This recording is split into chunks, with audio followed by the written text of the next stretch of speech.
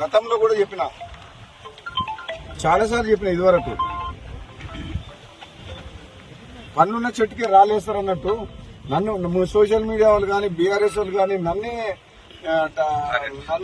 నన్ను ముందర పెట్టి అన్ని కథనాలు, తప్పుడు వార్తలు, రూమర్స్ క్రియేట్ చేస్తారు. నిజంగా నేను ఏదన్నా పొలిటికల్ గా నిర్ణయం తీసుకుంటే నేనే ప్రెస్ మీట్ పెట్టి మాట్లాడతా.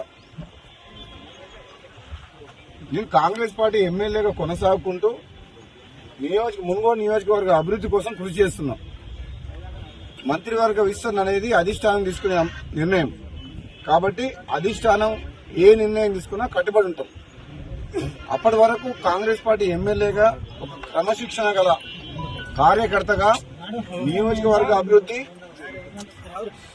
పార్టీ కోసం పనిచేస్తుంది తప్పితే రాహుల్ గాంధీ గారి నాయకత్వంలో ఎటువంటి రూమర్స్ కూడా సోషల్ మీడియాలో నాకు కొందరు గిట్టని వ్యక్తులు కాంగ్రెస్ పార్టీ లోపల కావచ్చు, ఇతర పార్టీ వాళ్ళు కావచ్చు, కంటిన్యూస్ గా సోషల్ మీడియాలో నా మీద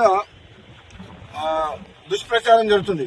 దయచేసి మళ్లీ చెప్తున్న తెలంగాణ ప్రజలందరికీ కూడా ఇటువంటి వార్తల్ని నమ్మొద్దు.